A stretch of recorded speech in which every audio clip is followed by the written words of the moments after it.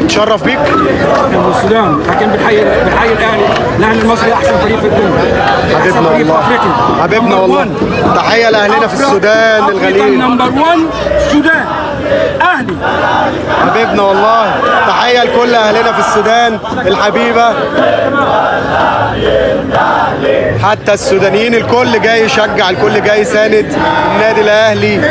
حواري بلدنا بنجمع في اليوم ده، بنلغي اي ميعاد. صوت الجمهور وياه بيشجع، اسم الاهلي يهز الاستاد. ومن زمان في دم حب الاهلي، وتالتة شمال بيتي واصحابي واهلي، وانت في عينيهم الاهلي الاسطوره. والشعب كله بيستنى.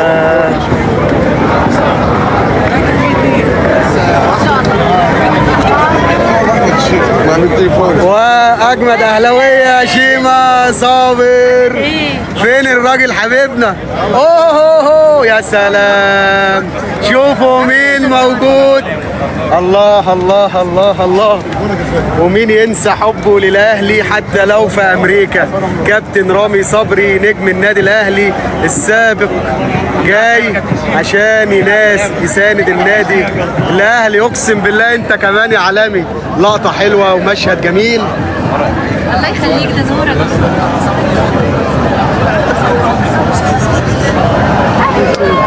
في التايم سكوير لقينا مين بالصدفة؟ شوفوا الكابتن رامي صبري لاعب نادي الأهلي السابق ونادي فاركو الحالي. اللي حبيبي يا عالمي، يا سلام، ده الحبايب كلهم هنا، الحبايب كلهم هنا. شوفوا بقى حارس المشاهير النجم كريم عبده، حبيب الأهلاوية الأهلاوي الجدع، وواحد من المصريين اللي بنفتخر بيهم. عمل نفسه بنفسه واجتهد وتعب لحد لما وصل للعالمية. منور الدنيا يا نجم النجوم. احساسك ايه؟ وهل كنت تحلم في يوم من الايام تشوف علم الاهلي والجمهور المصري جمهور الاهلي في التايم سكوير؟ عشان اشوف الناس لو محتاجه حاجه او لو حصل اي مشكله. اصيل يا نجم النجوم. وقول لي طيب، توقعاتك ايه الماتش الاهلي بكره ان شاء الله؟ 3-1 لمين؟ يا رب يا رب. انا الصراحه منبهر بالاهلي وبجمهوره وبالحاله المصريه اللي موجوده في امريكا. كده في اي حته في العالم هتلاقي كده الجمهور ده كله والناس كلها اللي بتحب الاهلي بتشجعه. عارف ان اللعيبه كلها اصحابك. طمنا، الامور كويسه، الدنيا تمام. اكون صريح معاك، انا بعد بعدي اللي هي عن المعسكر سايبهم يركزوا. انا ولا بروح بنادي ولا بكلم حد، هم قد المسؤوليه وانت شفت عملوا ايه. لكن متفائل بالنادي الاهلي ان شاء الله باذن الله. نورت الدنيا كلها. وايضا زميلنا الاعلامي المخضرم والكبير احمد عويس اللي موجود وحاضر وجاي كمان يساند النادي الاهلي. كان موجود في ماتش انتر ميامي. كابتن احمد، احساسك ايه والاهلي واللقطه العظيمه اللي بتحصل دي دلوقتي؟ يعني اتمنى ان ربنا يكرمنا بكره كسار ونحقق الفوز او على الاقل التعادل، يعني ما نخسرش بكره، لان نقطه بكره هتفرق معانا كتير. نقدر نعافر شويه في ماتش بورتو وناخد 3 نقط. اتمنى ان احنا نبقى موجودين في الماتش ده. كابتن احمد، في يوم من الايام هل دماغك خيلت لك ان احنا ممكن نشوف المشهد ده في واحد من اكبر ميادين العالم؟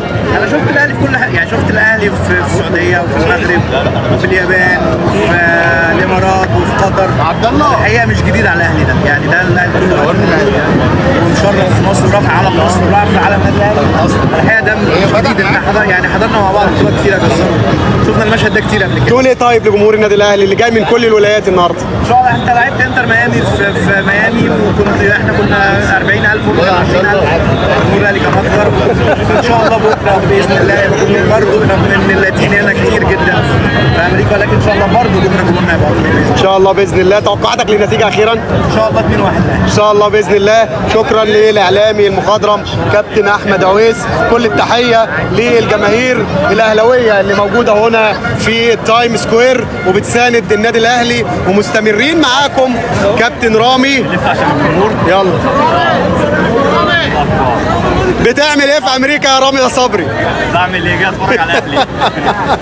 احساسك ايه وانت شايف اللقطه دي في ميدان واحد من اكبر الميادين في العالم؟ لا ده احساسي، مش احساس انا بس، احساس كل مصري فعلا ان الاهلي بيشرف اي حد، اي حد مصري فخور فعلا بالنادي الاهلي ايا كان هو بيشجع ايه، بس فعلا لازم يبقى فخور بالنادي الاهلي. اللي بيحصل هنا في امريكا حاجه كبيره قوي قوي قوي.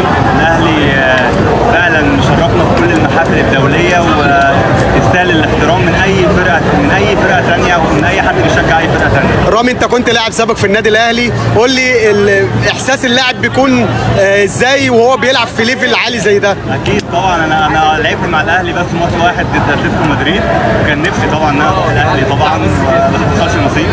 بس الامور مختلفه خالص. انت في الاهلي بتحس ان انت فعلا بتلعب كوره حقيقيه، بتلعب باحتراف. انت في الاهلي بتعمل كل حاجه وبتشوف كل حاجه بالالوان الطبيعيه فعلا. ربنا يكرمهم بكره ان شاء الله ويشرفوا مصر ويفرحوا الناس دي كلها. ما ينفعش الناس دي تروح علينا فعلا. توقعاتك ايه للنتيجه؟ ان شاء الله الاهلي 2-0 ان شاء الله باذن الله. بالتوفيق ابو الكباتن. ده كان الكابتن رامي صبري. احمد رأفت مذيع الشارع النسخه الامريكاني. منور يا كابتن احمد واهلا بيك في امريكا، والحقيقه سعداء ان احنا نشوفك وبنشكرك على وجودك ومساندتك لجمهور النادي الاهلي. قول لي ايه رايك في اللقطه اللي انت شايفها دلوقتي دي؟ طبعا مبسوط الناس اللي موجوده.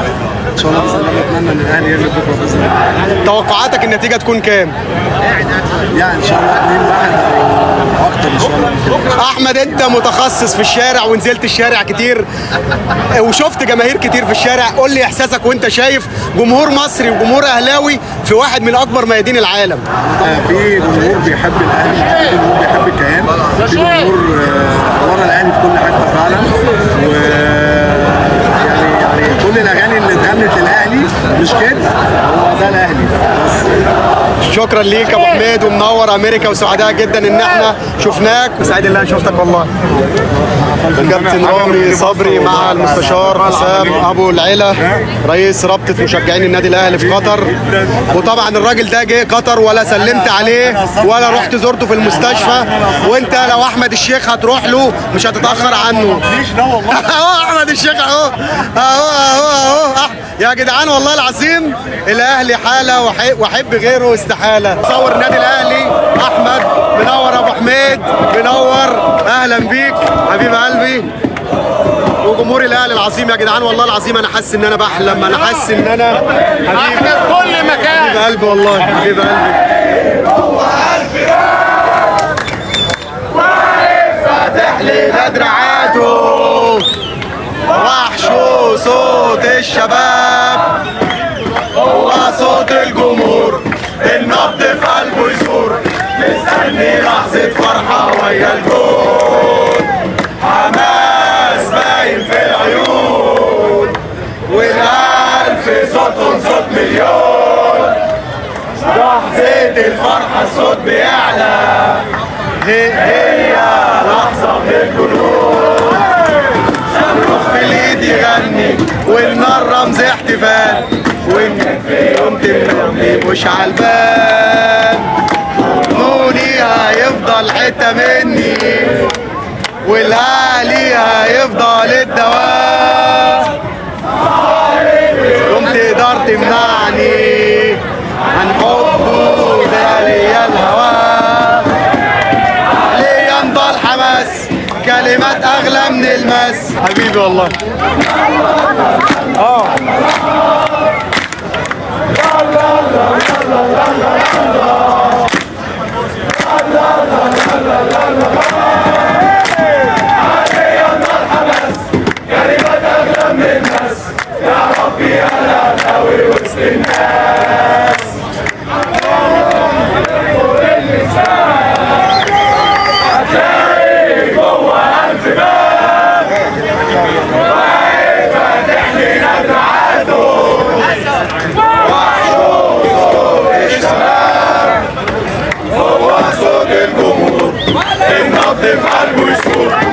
مستني لحظة فرحة وياكم.